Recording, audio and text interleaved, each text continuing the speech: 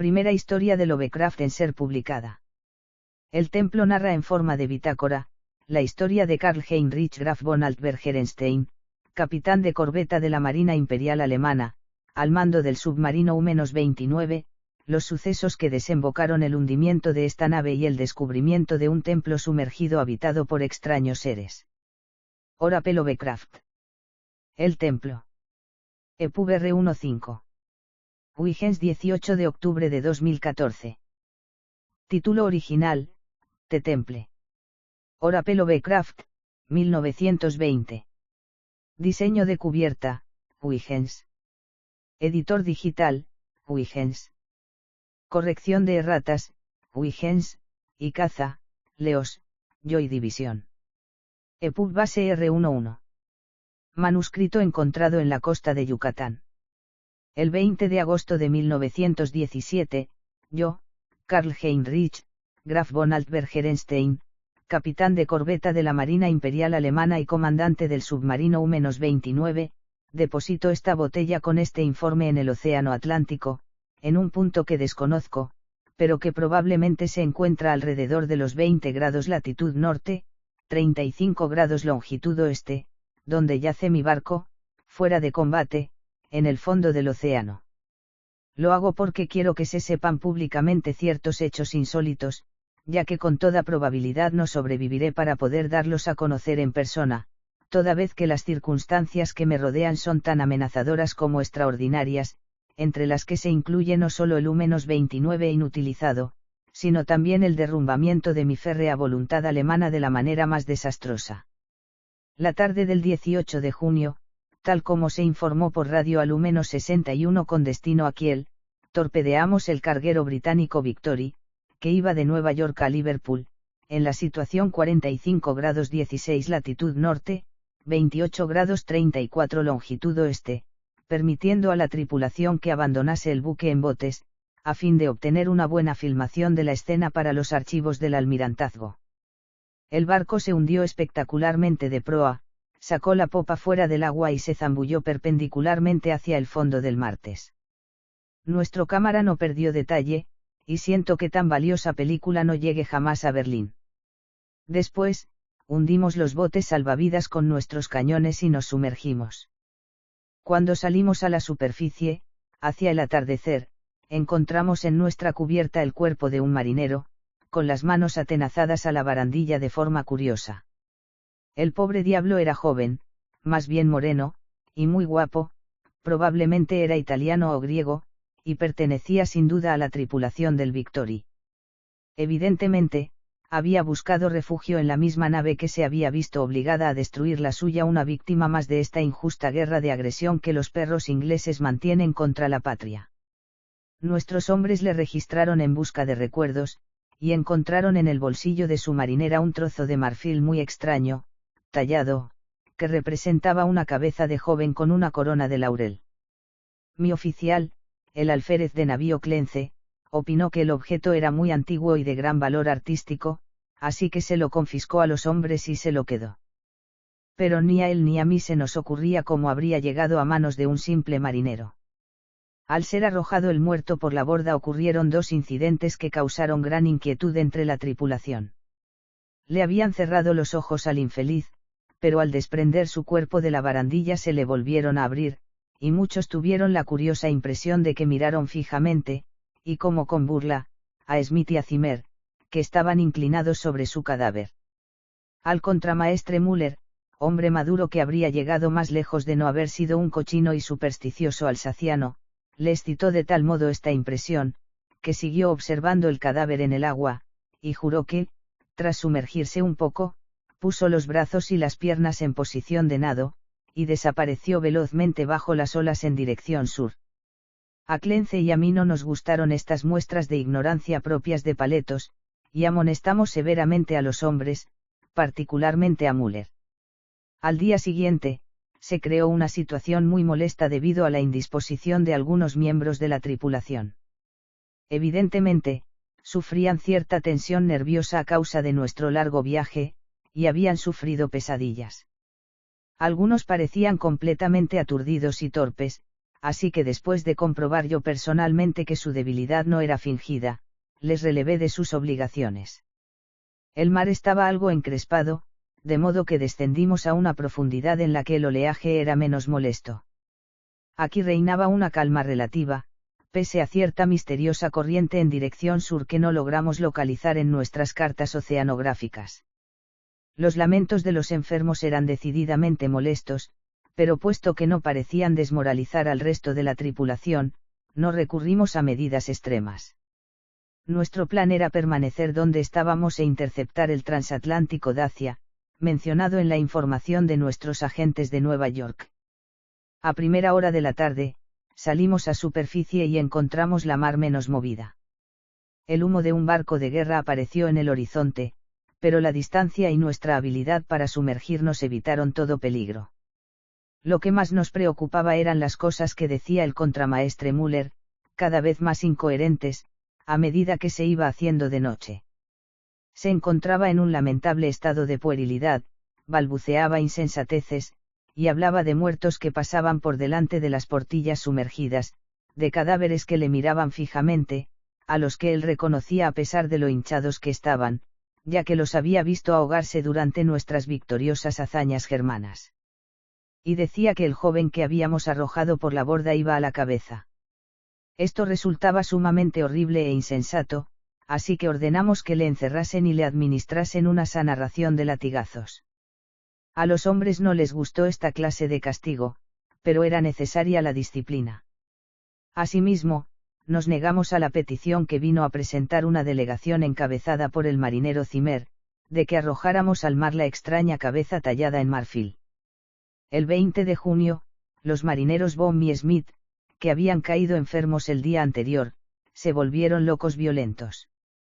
Lamenté no tener un médico entre nuestros oficiales, ya que las vidas alemanas son preciosas, pero los constantes delirios de los dos hombres sobre una terrible maldición trastornaban enormemente la disciplina, así que tomamos drásticas medidas. La tripulación aceptó el hecho con osquedad, pero pareció serenar a Müller, que en adelante no volvió a causar problemas. La semana siguiente estuvimos todos muy nerviosos, vigilando en espera del Dacia. La tensión se agravó con la desaparición de Müller y de Zimmer, quienes se suicidaron sin duda a causa del miedo que parecía atormentarles, aunque nadie les vio saltar por la borda. Casi me alegré de verme libre de Müller, porque incluso su mutismo influía de manera perniciosa en la tripulación.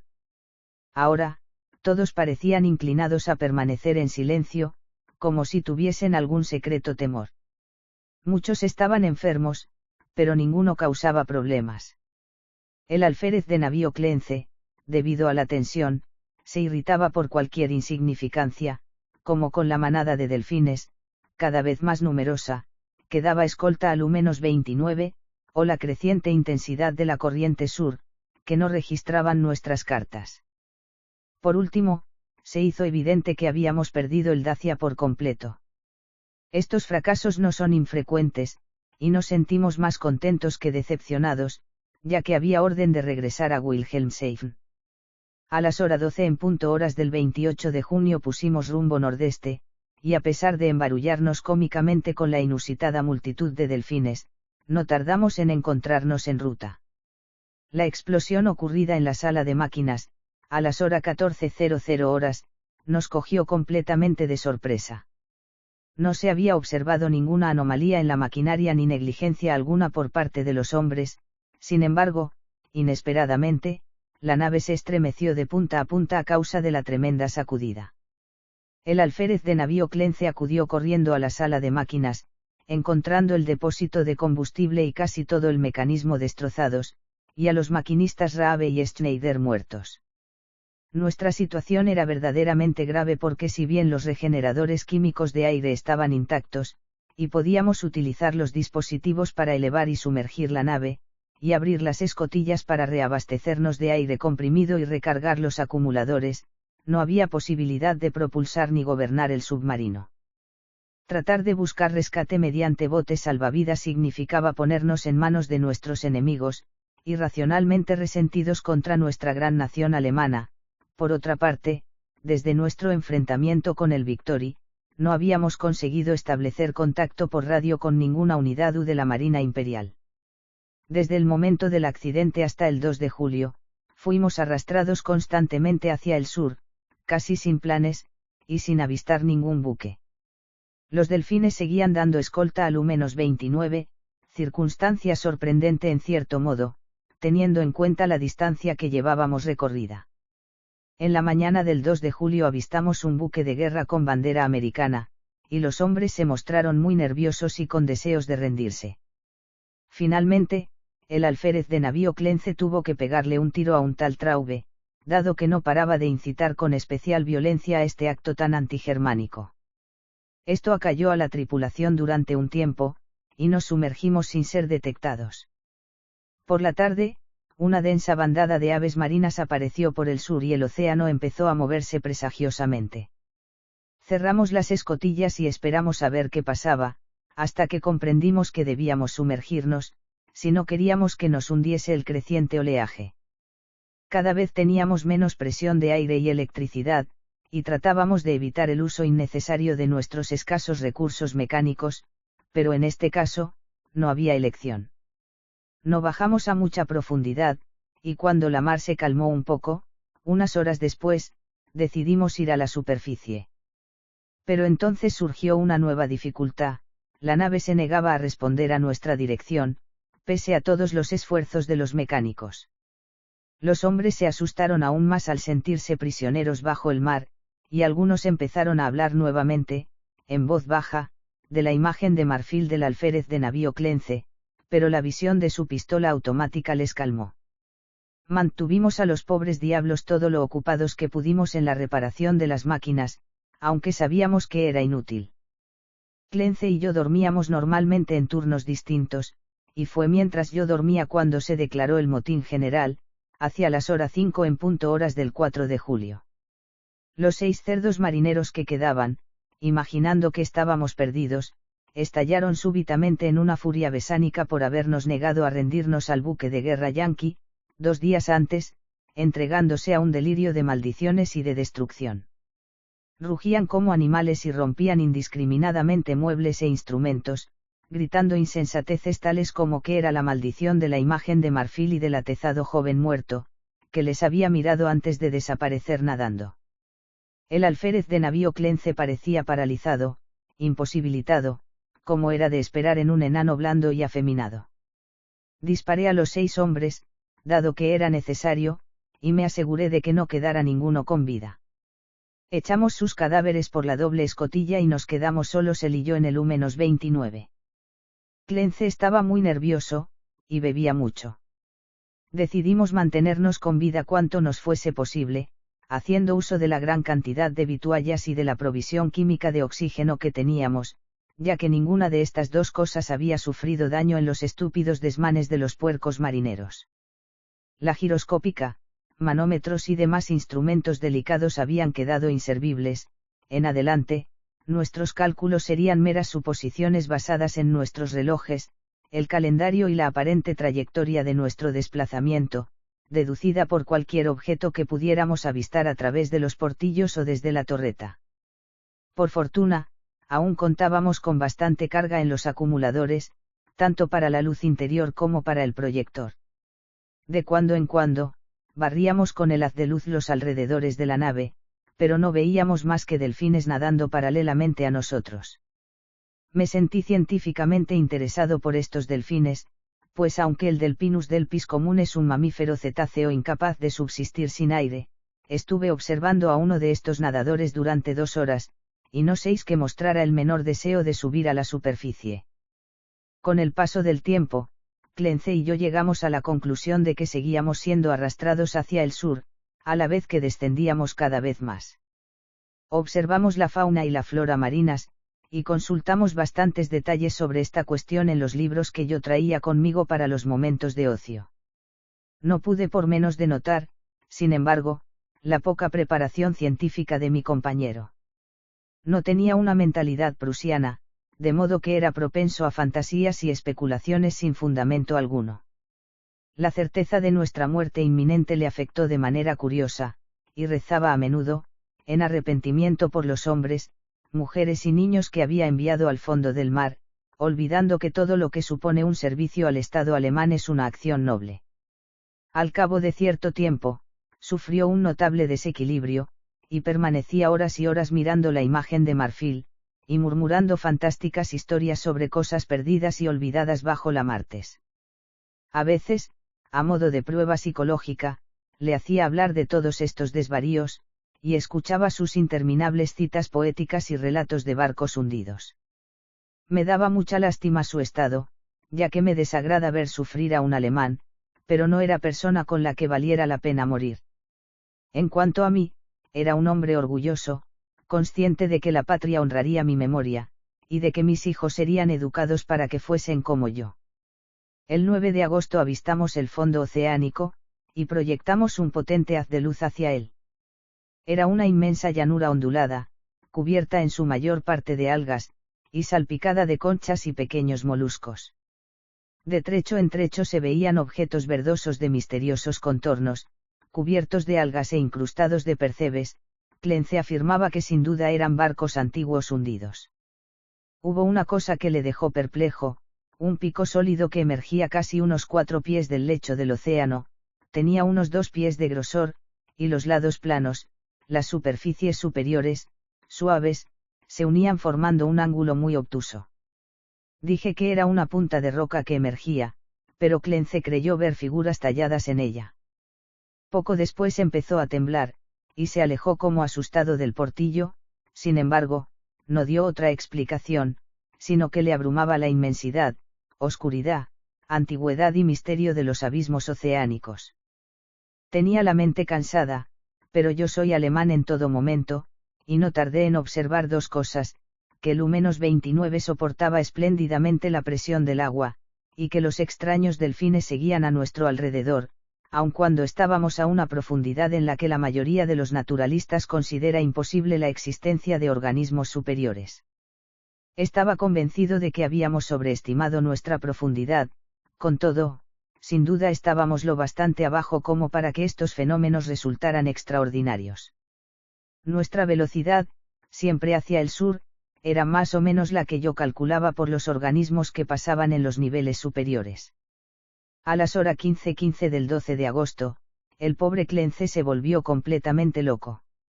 Había estado en la torreta utilizando el proyector, cuando le hice entrar en el compartimiento de la biblioteca, donde yo me encontraba sentado leyendo, y su cara le traicionó inmediatamente.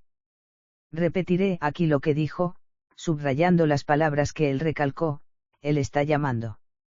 Él está llamando. Le oigo. Tenemos que ir. Mientras hablaba, cogió la imagen de marfil de encima de la mesa, se la guardó en el bolsillo, y me agarró del brazo con intención de llevarme escaleras arriba, hacia cubierta. Enseguida me di cuenta de que pretendía abrir la escotilla, y que saliéramos los dos al agua exterior, extravagancia suicida y homicida a la que yo no estaba dispuesto. Al echarme atrás, y tratar de calmarle, se puso más violento, y exclamó: Vamos ahora, no esperemos a más tarde, es mejor arrepentirse y ser perdonado, que desafiar y ser condenado. Así que, en vez de tratar de tranquilizarle, adopté la actitud contraria, y le dije que estaba loco, loco de remate. Pero no se conmovió, y dijo a gritos: Sí, estoy loco, es una suerte. Que los dioses tengan piedad del hombre que, en su insensibilidad, permanece sano hasta su espantoso fin. Ven y enloquece, ahora que él nos llama con misericordia. Esta explosión pareció aliviar la presión de su cerebro, porque seguidamente se mostró mucho más dócil, y me pidió que le dejase ir solo, si no quería acompañarle. Me di cuenta enseguida de qué era lo que debía hacer. Aunque era alemán, se trataba solo de un enano de lo más ordinario, y ahora, se había convertido en un loco potencialmente peligroso. Accediendo a su petición suicida, me libraría inmediatamente del que ya no era mi compañero, sino una amenaza. Le pedí que me diese la imagen de marfil, pero mi petición provocó en él una risa tan inusitada que no insistí. Entonces le pregunté si quería dejar algún recuerdo o bucle de pelo para su familia en Alemania, en caso de que yo fuese rescatado, pero nuevamente se echó a reír. De modo que, cuando subió por la escala, fui a los mandos y, tras los intervalos de tiempo adecuados, hice funcionar el mecanismo que iba a acabar con su vida. Una vez comprobado que ya no estaba a bordo, di una pasada con el proyector por el agua, en un intento por verle por última vez, para comprobar si le aplastaba la presión del agua, tal como debía ocurrir teóricamente, o si no afectaba a su cuerpo, como pasaba con aquellos extraordinarios delfines. Sin embargo, no conseguí ver a mi difunto compañero, ya que los delfines se apelotonaban en torno al submarino oscureciendo los alrededores de la torreta. Esa noche sentí no haberme apoderado disimuladamente de la imagen de marfil del bolsillo del pobre Clence, porque me fascinaba su recuerdo. No podía olvidar aquella cabeza joven y hermosa con su corona de hojas, aunque no poseo talante artístico. También sentía no tener con quién conversar. Era mejor tener a Clence, aunque no estuviese a mi altura intelectual, que a nadie.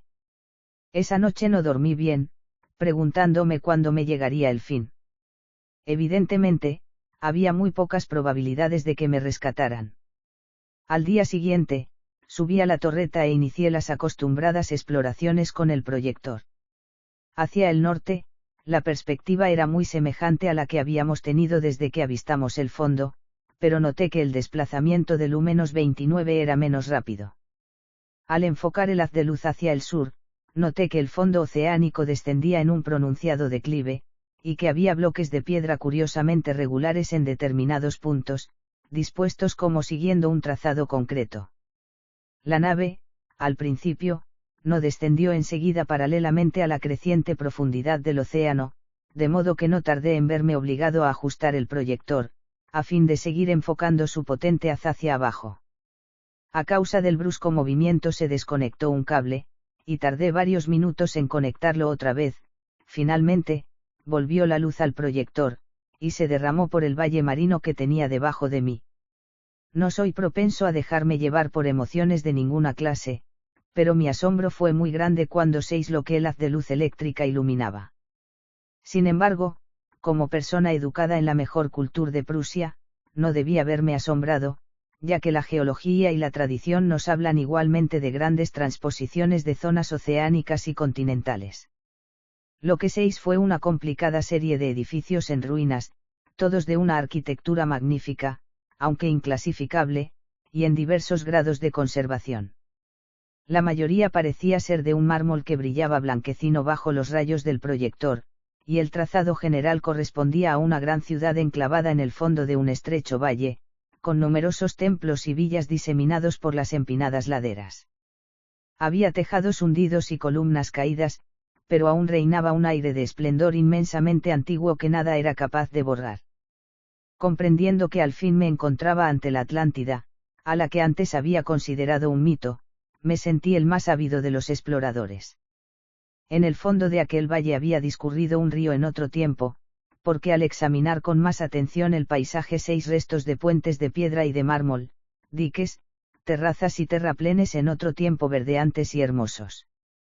En mi entusiasmo, me sentí tan idiota y sentimental como el pobre Clence, y tardé en darme cuenta de que la corriente sur había cesado, dejando que el U-29 descendiera lentamente hacia la ciudad sumergida como el aeroplano se posa en una ciudad, arriba en la superficie.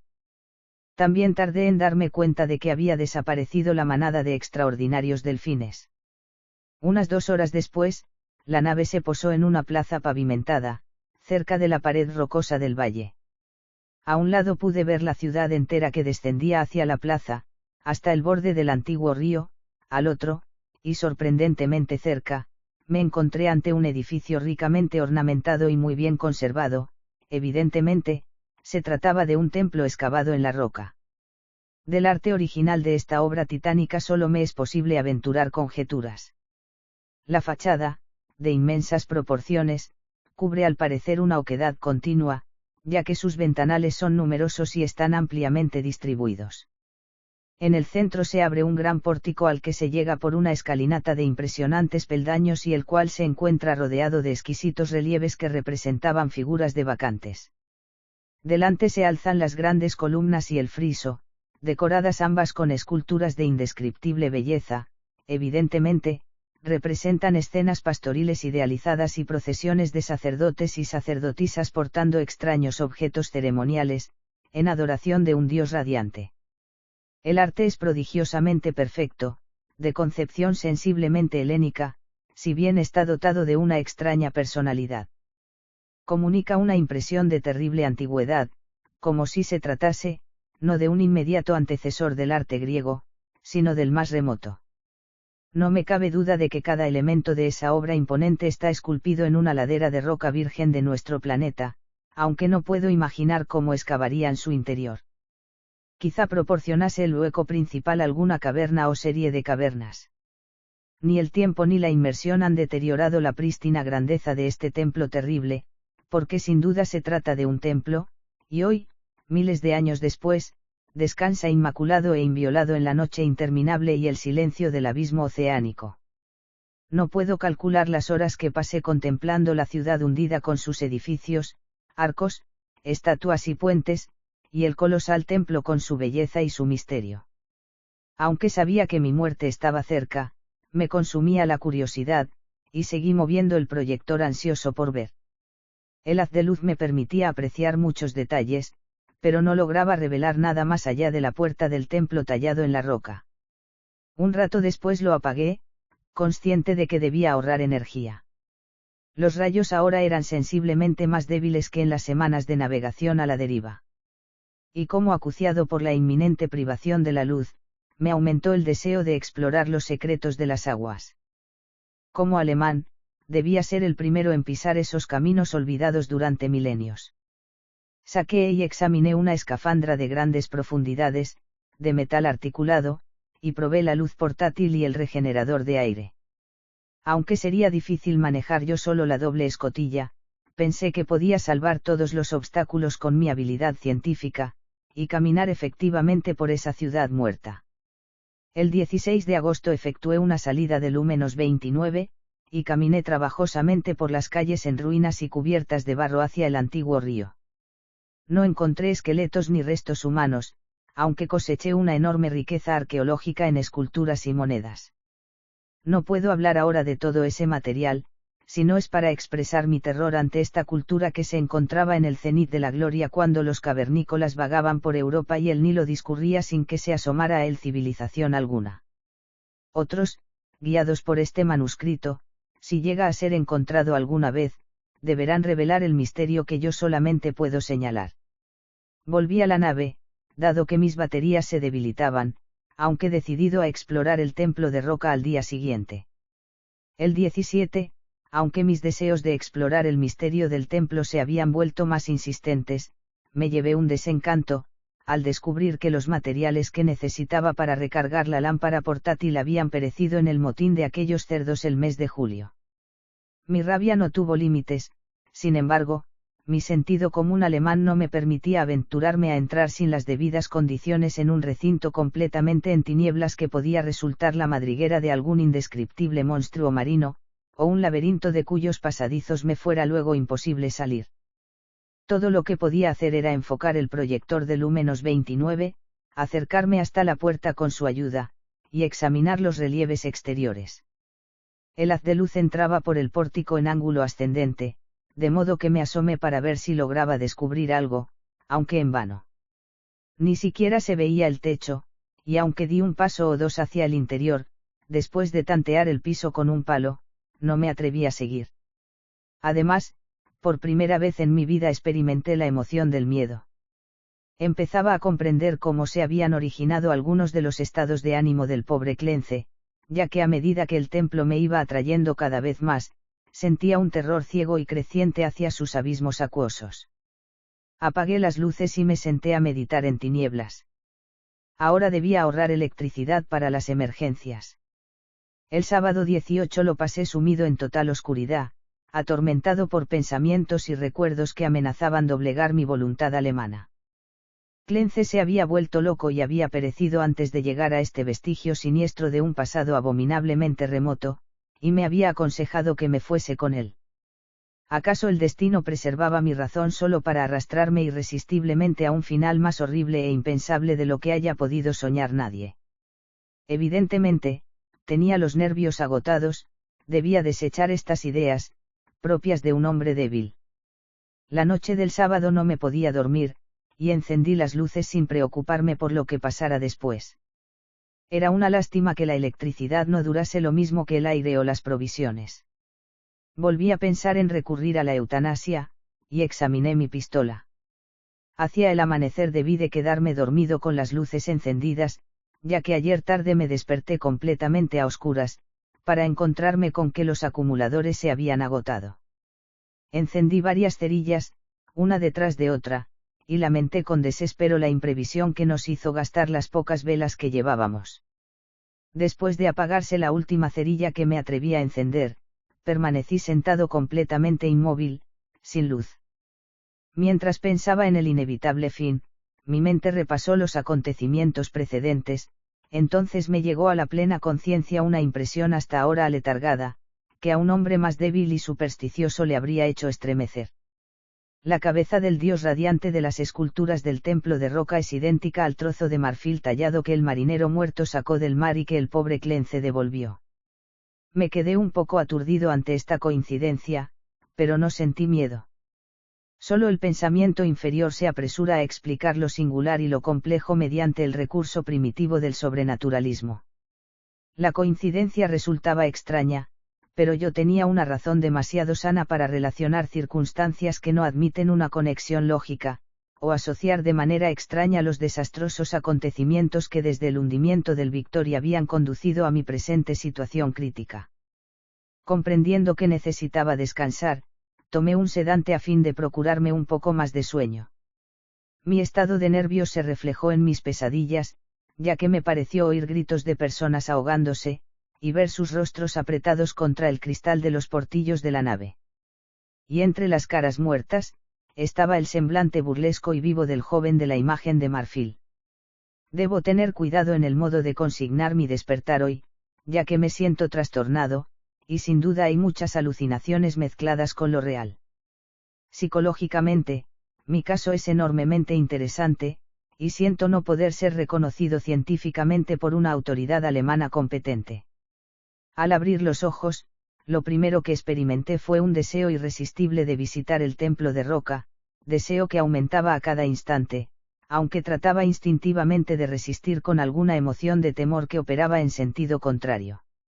A continuación, me sobrevino una impresión de luz en medio de la oscuridad de las baterías descargadas, y me pareció ver una especie de resplandor fosforescente en el agua que entraba por el portillo orientado hacia el templo. Esto despertó mi curiosidad, pues sabía que ningún organismo de las profundidades abismales era capaz de emitir tal luminosidad. Pero antes de que pudiese comprobarlo, me llegó una tercera impresión que, debido a su carácter irracional, me hizo dudar de la objetividad de todo cuanto registrasen mis sentidos. Fue una ilusión auditiva, una sensación de sonido rítmico, melódico, como de cántico o himno coral frenético, aunque hermoso, que provenía del exterior y traspasaba el casco del U-29, pese a estar absolutamente insonorizado. Convencido de mi anormalidad psicológica y nerviosa, encendí algunas cerillas y me tomé una fuerte dosis de bromuro sódico, que pareció calmarme hasta el extremo de disipar esa ilusión de sonido. Pero seguía la fosforescencia, y me costó trabajo reprimir el infantil impulso de ir a la portilla a averiguar su causa. Era espantosamente realista, hasta el punto de que podía distinguir los objetos familiares que me rodeaban, así como el vaso vacío del bromuro, del que no tenía impresión visual alguna del sitio donde lo había dejado. Esta última circunstancia me hizo reflexionar, crucé el compartimiento y toqué el vaso. Efectivamente, estaba en el lugar donde me parecía verlo. Ahora sabía que la luz era o bien real, o parte de una alucinación tan fija y coherente que no podía esperar que se disipase, de modo que renunciando a toda resistencia, subí a la torreta, con intención de averiguar cuál era el agente luminoso. Sería en realidad otra nave y me brindaría la posibilidad de rescatarme. Conviene que el lector no acepte como verdad objetiva nada de cuanto sigue. Dado que los acontecimientos trascienden la ley natural, han de ser necesariamente creaciones subjetivas e irreales de mi mente sobreexcitada. Al llegar a la torreta, descubrí el mar, en general, muchísimo menos luminoso de lo que esperaba. No había fosforescencia alguna vegetal ni animal, y la ciudad que descendía hacia el río era invisible en las tinieblas. Lo que 6 no era espectacular, no era grotesco ni aterrador. Sin embargo, me hizo perder el último atisbo de confianza en mi conciencia. La puerta y los ventanales del templo subacuático tallado en el monte rocoso se encontraba vívidamente iluminado por un resplandor vacilante, como procedente de las llamas poderosas de un altar en lo más profundo de su interior. Los incidentes que siguieron son caóticos. Mientras observaba el pórtico y los ventanales misteriosamente iluminados, sufrí las visiones más extravagantes, visiones tan insensatas, que no me es posible siquiera consignarlas. Me pareció vislumbrar bultos en el templo, bultos que estaban inmóviles, y bultos que se movían, y me pareció también oír otra vez el cántico irreal que flotaba a mi alrededor cuando desperté. Y por encima de todo, despertaron en mí pensamientos y temores que giraban en torno al joven del mar y la imagen de marfil cuya talla era reproducción de los frisos y columnas del templo que tenía ante mí. Pensé en el pobre Clence, y me pregunté dónde descansaría, con aquella imagen que había devuelto al martes. Él me había advertido que se había vuelto loco ante dificultades que un prusiano es capaz de soportar perfectamente. El resto es muy simple. Mi impulso a visitar y entrar en el templo se ha convertido ya en una orden inexplicable e imperiosa a la que finalmente no me puedo resistir. Mi voluntad alemana no es capaz de controlar mis actos, y la abolición es posible en adelante solo cuando se trata de cuestiones sin importancia. Semejante locura es la que arrastró a la muerte al pobre Clence, sin escafandra ni protección alguna, en el océano, pero yo soy prusiano y hombre con sentido común, y utilizaré hasta el final la poca voluntad que me queda. Cuando comprendí por primera vez que debía ir, preparé la escafandra y el regenerador de aire para ponérmelo inmediatamente. Acto seguido, empecé a escribir esta crónica apresurada con la esperanza de que llegue al mundo alguna vez. Meteré el manuscrito en la botella, la sellaré, y cuando salga del U-29 y lo abandone por última vez, la confiaré al martes. No tengo miedo, ni siquiera de las predicciones del loco Clence. Lo que he visto no puede ser cierto, y sé que esta locura de mi propia voluntad puede conducirme a la asfixia todo lo más, cuando el aire se termine. La luz del templo es una pura alucinación, así que moriré serenamente, como alemán, en las negras y olvidadas profundidades. Esa risa demoníaca que oigo mientras escribo es tan solo producto de mi cerebro debilitado. Me pondré cuidadosamente el traje, y subiré intrépidamente la escalinata de ese santuario primordial, de ese mudo secreto de las aguas insondables y de los tiempos inmemoriales.